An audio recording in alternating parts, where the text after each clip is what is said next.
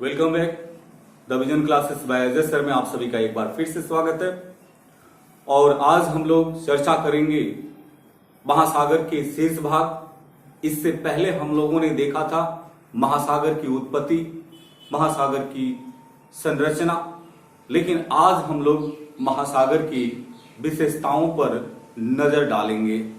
हमने कहा था कि महासागरों की संख्या 5 है और उन्हीं 5 महासागरों को आज हम लोग उसकी विशेषताओं पर नजर डालेंगे।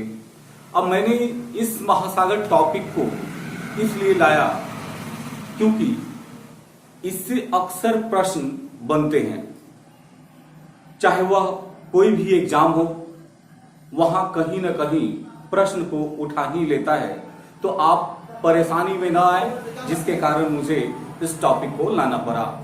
तो वीडियो के अंत तक बने रहें, देखते रहें और एक भी प्रश्न नहीं छूटेगा, ये दावा है। तो आप सभी बने रहें, वीडियो के अंत तक बने रहें और आइए हम चर्चा करते हैं।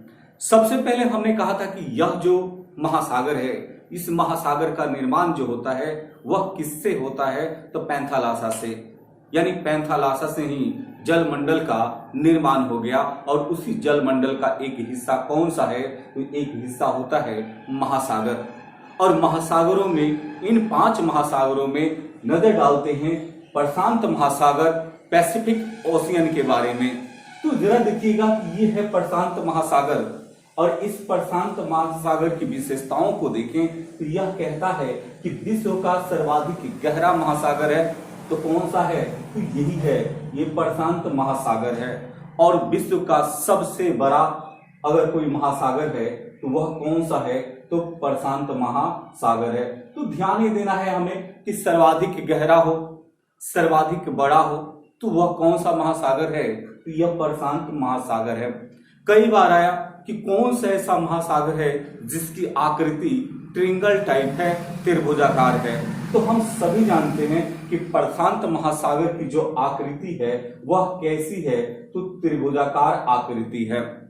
और सर्वाधिक ज्वालामुखी पाए जाने वाला अगर कोई महासागर है तो यही है प्रशांत महासागर। यानी प्रशांत महासागर में अगर हम देखें तो सर्वाधिक ज्वालामुखी पाए जाते हैं। और सर्वाधिक ज्वालामुखी पाए जाने के कारण यहाँ रिंग ऑफ फेंस, अग्नि वलय भी पाया जाता है। ठीक है, इसके बाद देखिएगा कि आखिर ये प्रशांत महासागर एशिया और अमेरिका को क्या करता है कि यह अलग करता है। जरा ध्यान से देखेंगे, एशिया और अमेरिका को अलग करने वाला कोई महासागर है तो वह कौन सा महासागर है? यह प्रशांत महासागर है। प्रशांत महासागर अलग करता है।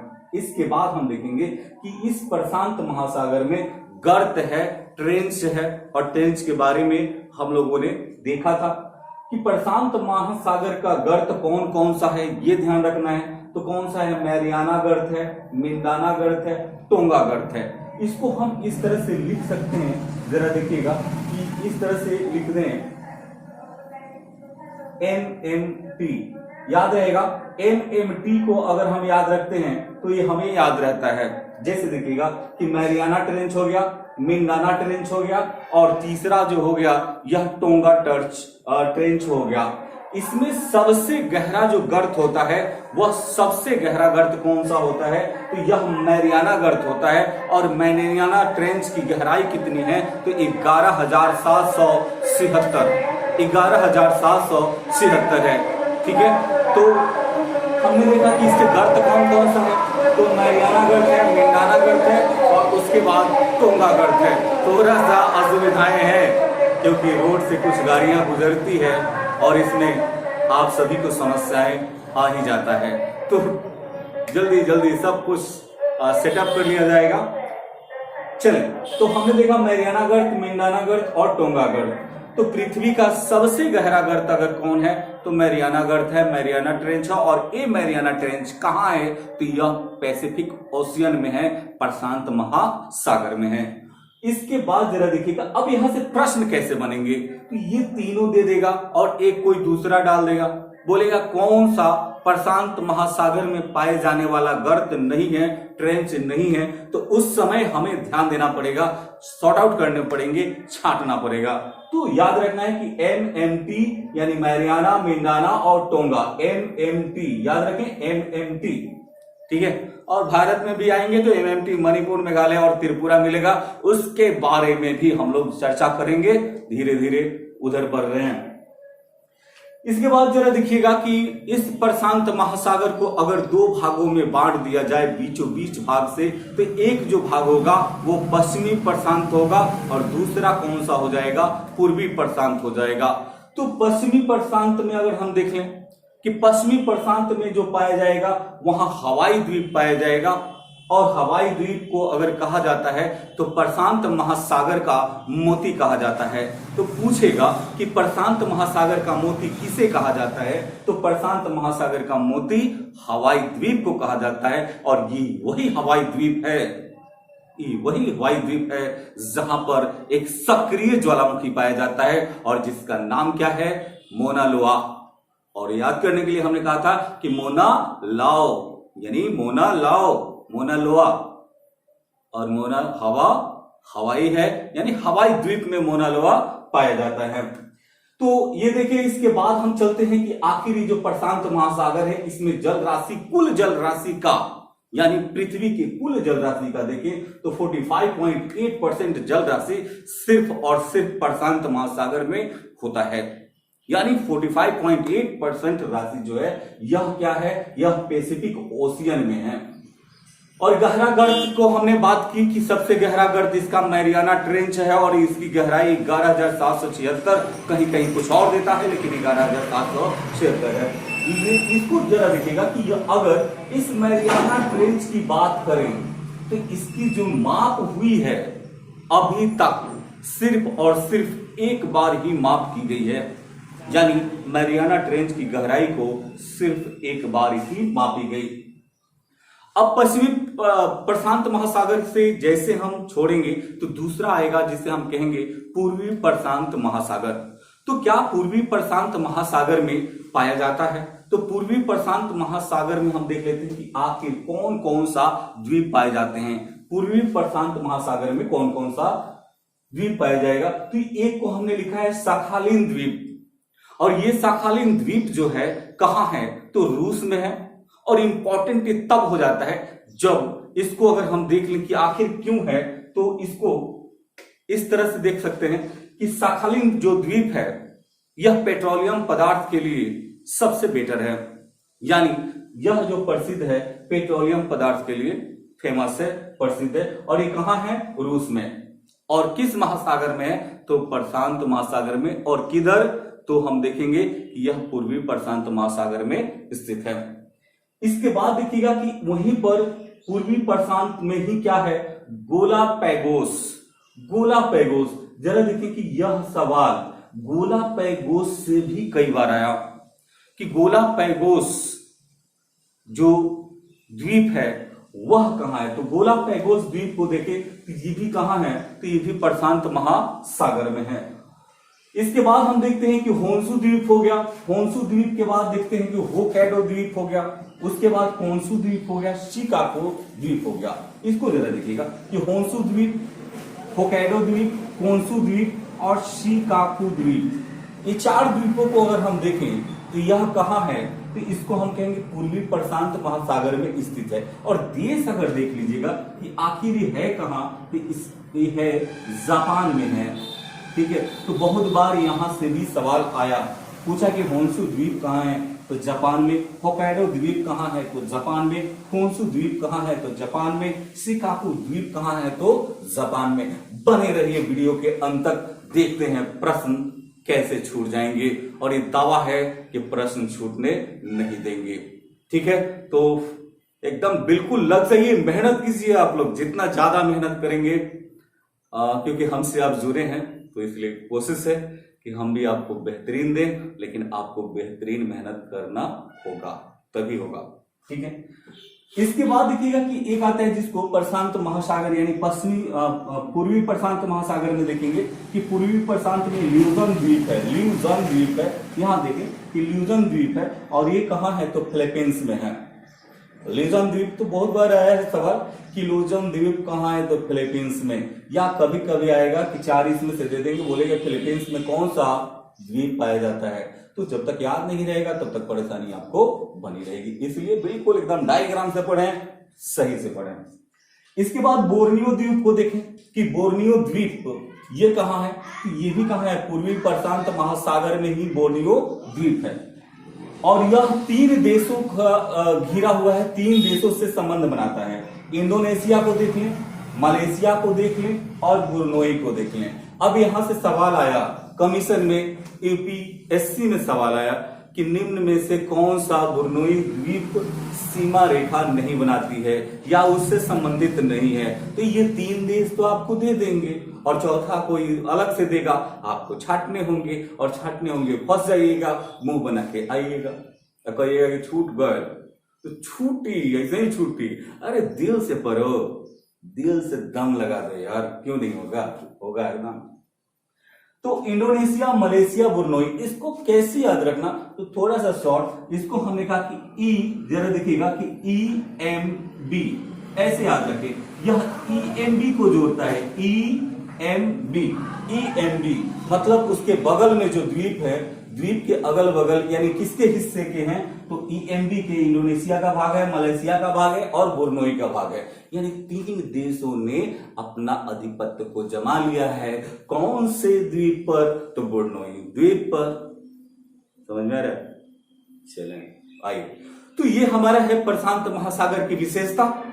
और इसके बाद जैसे हम चलते हैं तो दूसरे क्रम पर जो एक आता है उसका नाम है अटलांटिक महासागर। और अटलांटिक महासागर की आकृति अगर देखें तो एस आकार की है, तो एस आकार कह लें या 8 आकार का कह लें, यानी अंग्रेजी के जो 8 होता है उसकी जैसी इसकी आकृति होती है। तो आइए इधर से ही हम आपको दिखा देते हैं कि यहां से जरा देख लीजिएगा कि ये अटलांटिक है और अटलांटिक को देखें क्योंकि लाइट आ रहा है। अटलांटिक महासागर देखेंगे और अटलांटिक का देखेंगे कि आकृति कैसी होती है, तो 8 के आकार की होती है, यानी एस आकार अगर कहीं आता है तो इसको वैलिड कर लें। और अटलांटिक को 2 भागों में बांटा जाता है, एक उत्तरी अटलांटिक और दूसरा दक्षिणी अटलांटिक। और दोनों अटलांटिक यानी उत्तरी अटलांटिक और दक्षिणी अटलांटिक के बीच भाग में यानी 2 भाग में कौन करता है, तो बहुत बढ़िया द्वीप है जिसका नाम है रोमांस द्वीप। तो कई बार सवाल आया कि अटलांटिक महासागर को कौन सा द्वीप 2 भागों में बांटता है, उत्तरी अटलांटिक और दक्षिणी अटलांटिक में, तो कौन सा द्वीप बांटता है भैया, रोमांस मत किया करो, ठीक है, रोमांस द्वीप। तो हम देखते हैं कि एस आकार की है या 8 आकार की है। यह पूरा यानी दूसरा सबसे बड़ा द्वीप है, यह दूसरा महासागर है। और यह देखेंगे कि किससे किससे अलग होता है, तो यूरोप और अफ्रीका, यानी यूरोप कंटिनेंट, यूरोपियन कंटिनेंट और अफ्रीकन कंटिनेंट को यह अलग कर देता है। कौन सा, तो अटलांटिक महासागर। तो ये ध्यान में रखना है आपको, ये ध्यान देना है कि अटलांटिक महासागर किसको, यूरोप को और अफ्रीका कंटिनेंट को अलग करता है। इसके बाद हम देखेंगे कि इसका भी गहरा गर्त है। जैसे प्रशांत महासागर का सबसे गहरा गर्त कौन था, तो हमने कहा था कि मैरियाना ट्रेंच है। उसी तरह से देखें कि अटलांटिक का सबसे गहरा गर्त कौन सा है, तो इसका सबसे गहरा गर्त प्यूर्टो है, प्यूर्टो है। और जिसका जिसका भी गहरा गर्त है ना, अगली वाले का भी टाइम मिलेगा तो नए वाले में छूटे पटके को लेके आएंगे जो आपको याद हो जाएगा, ठीक है। तो प्यूर्टो है और जिसकी गहराई कितनी है, 8 किलोमीटर, यानी प्यूर्टो की गहराई अगर देखें तो 8 किलोमीटर है। पृथ्वी के 20% भाग, यानी अगर अटलांटिक महासागर का विस्तार देखें तो टोटल 20% है किसका, तो पूरे पृथ्वी का। और औसत गहराई अटलांटिक महासागर की औसत गहराई देख लें तो यह 35 किलोमीटर है, 35 किलोमीटर है। और यहां पर विश्व का सबसे रहस्यमय पाया जाता है कौन सा, बारमूडा ट्रिंगल, जो आज तक कोई भी वैज्ञानिक पता नहीं लगा पाया। तो ये भी सवाल आया कि बारमूडा ट्रिंगल किस महासागर में पाया जाता है, तो किस महासागर में? अटलांटिक। और कौन सा? कभी कभी पूछेगा कि उत्तरी अटलांटिक या दक्षिणी अटलांटिक, तो सावधानी बरतना। आप अटलांटिक याद करके गए हो, वहां पूछ लिया दूसरा उत्तरी में कि दक्षिणी में, तो ये सावधानी रखना है। तो बारमूडा ट्रायंगल अटलांटिक महासागर में पाया जाता है। और इसका नाम क्या क्या है? यानी इस बारमूडा ट्रायंगल को देखें, इसे मौत का त्रिकोण भी कहा जाता है। सवाल आएगा मौत का त्रिकोण किसे कहा जाता है? तो मौत का त्रिकोण बारमूडा ट्रायंगल को भूतहा त्रिकोण किसे कहेंगे? तो भूतहा त्रिकोण भी किसको कहा जाता है? तो अटलांटिक महासागर को। और एक और जो टाइटैनिक फिल्म आई थी टाइटैनिक जहाज पर, तो टाइटैनिक जहां डूबा, तो कभी पूछेगा किस महासागर में? तो टाइटैनिक जहाज भी एक क्या कहेंगे उसको, यानी बर्फ के चट्टान से जाकर टकरा गया और वह नाव टूटा और नाव जलमग्न हो गया और वह डूब गया। तो कहां? अटलांटिक महासागर में। यानी टाइटैनिक जो जहाज डूबी वह कहां डूबी? तो वह अटलांटिक महासागर में। ठीक है। और इसमें देखिएगा कि अटलांटिक महासागर की कुछ विशेषताएं भी है। यह क्या करता है कि सारे महासागरों की अपेक्षा यही एक ऐसा महासागर है जिसमें अगर हम देखें कि लवणता का जो परिवर्तन होता है वह मौसम के अनुसार होता है और सर्वाधिक होता है। यानी मौसम के अनुसार लवणता में सर्वाधिक परिवर्तन करने वाला कोई महासागर है तो वो कौन सा महासागर है? तो उस महासागर का नाम है अटलांटिक महासागर। तो अटलांटिक महासागर, तो ये हमारा क्वालिटी था किसका, यानी विशेषताएं किसकी थी? अटलांटिक महासागर। और तीसरे क्रम का जो महासागर है जिसे कहते हैं हिंद महासागर। और हिंद महासागर को हम क्या कहेंगे? हिंद, बहुत गर्मी है भाई, बहुत गर्मी है। वीडियो शूट करना, फैन वैन सारा चीज बंद करके फिर आपके बीच आना, और आपके बीच आने के लिए एकदम ललायित रहता हूं कि कब मैं आपके बीच आऊं और कैसे आप लोगों को अपना मैसेज पहुंचाऊं, अपना कंटेंट आपके बीच रखूं। तो आपका भी कर्तव्य बनता है। जो नए लोग हैं सब्सक्राइब जरूर करें, लाइक करें, कमेंट करें, वही हिम्मत है मेरा, और कुछ नहीं। ये देख लीजिए पसीने से तरबतर हूं फिर भी आपके बीच हूं। तो इसके पीछे कारण है कि हम आपकी सफलता की कामना करते हैं कि जल्दी से आप सफल हो जाओ, एक भी प्रश्न नहीं छोड़ने देंगे। ठीक है, तो बने रहिए। हिंद महासागर की बात करते हैं कि हिंद महासागर जो है इसे क्या कहेंगे? हिंद महासागर शायद थोड़ा सा कट रहा है, थोड़ा सा कटेगा भाई, है समस्या। तो हिंद महासागर, इसे रत्नाकर महासागर के नाम से भी जाना जाता है। तो पूछेगा कि रत्नाकर महासागर किसे कहा जाता है? तो हिंद महासागर का ही दूसरा नाम क्या है? रत्नाकर महासागर है। इसे युवा महासागर भी कहा जाता है। तो पूछेगा कि युवा महासागर किसको कहा जाता है? तो युवा महासागर अगर हम देखते हैं तो इन्हीं को कहा जाता है, हिंद महासागर को कहा जाता है। इसका विस्तार देखिएगा, पृथ्वी के कुल क्षेत्रफल का 7% इसका विस्तार है। यानी कुल क्षेत्रफल का 7% पर अगर हम देखें तो किसका है? हिंद महासागर का विस्तार है। और यह टोटल जल राशि का, यानी जितनी महासागरीय जल है उसका 20% कौन रखा है? तो 20% जल राशि सिर्फ और सिर्फ हिंद महासागर में है। इसके बाद अगर देखिएगा कि इसका सबसे बड़ा द्वीप कौन सा है? तो मेडागास्कर है। श्रीलंका भी है, मेडागास्कर है। जरा देखिए बड़ा द्वीप कौन सा है? मेडागास्कर। आज हमें नहीं लग रहा होगा कि आप सभी को लेटर की प्रॉब्लम होगी, बोर्ड की लेटर नहीं दिख रही होगी, इसीलिए एकदम बिल्कुल क्लोज करके शूट किया जा रहा है, तो आपको दिक्कत नहीं होनी चाहिए। बड़ा द्वीप अगर देखें तो मेडागास्कर है। और सबसे गहरा गर्त इसका किसका? हिंद महासागर का कौन सा है? सुमात्रा, जिसे जावा कहते हैं। ठीक है, और इसकी गहराई कितनी है? 7,730 मीटर। बोलेगा हिंद महासागर का सबसे गहरा गर्त कौन है? तो जावा है। और जावा की गहराई कितनी है? तो 7,730 मीटर है। क्लियर?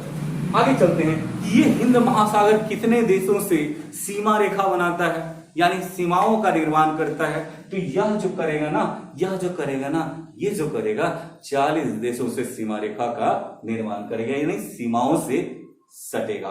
ठीक है, सीमा रेखा नहीं, 40 देशों से सीमा बनाएगा। इसके बाद यह एक और इंपॉर्टेंट, बहुत इंपॉर्टेंट, कि भारत का जो व्यापार होगा, तो भारत का सर्वाधिक व्यापार किससे होंगे भाई? जलीय मार्ग से नहीं, बहुत पहले से शुरू हुआ था। जब कुछ नहीं था तो जल मार्ग से ही हम लोग आया जाया करते थे।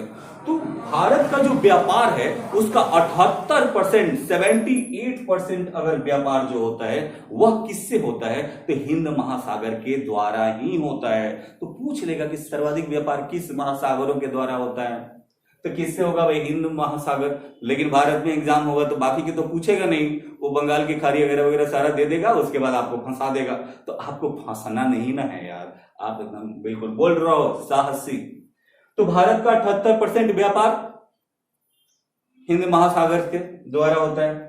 और जरा देखिएगा कि प्रशांत महासागर के जल राशि और हिंद महासागर की जल राशि शायद कभी मिलती नहीं है, मैं तो देखा नहीं हूं। उसके पीछे कारण होगा, प्रशांत महासागर और हिंद महासागर की जल राशि जब चलती है ऐसे ही, तो एक जगह ऐसा आता है कि बिल्कुल अगर फोटो शूट की जाए तो उसमें क्या होगा कि वह बिल्कुल दरेर की तरह दिखना शुरू हो जाता है। एक लगता है कि बाउंड्री वॉल है और उस तरह से दिखना शुरू हो जाता है। दोनों एक दूसरे में समाहित नहीं होते। इसके पीछे कारण है कि दोनों के जल राशि के घनत्व में अंतर होगा, दोनों की लवणता में अंतर होगा। उसके बाद अगर देख लें कि टेम्परेचर यानी तापमान में अंतर होगा, तभी ऐसा होगा जब लवणता में अंतर होगा, तापमान में अंतर होगा। तो जब दोनों जल राशि एक साथ मिलती होगी तो मिलने से पहले वह फॉग का मतलब क्या, एक प्रकार का झाग का निर्माण करता होगा और वह झाग दूर से देखने के बाद दरेर की तरह दिखना शुरू कर देता होगा। इसीलिए प्रशांत महासागर और हिंद महासागर के जल एक साथ नहीं मिलते हैं, लेकिन सबसे पहले वह क्या करेंगे, झाग बना लेंगे। दूर से देखिएगा तो आपको दरेर नजर आएंगे।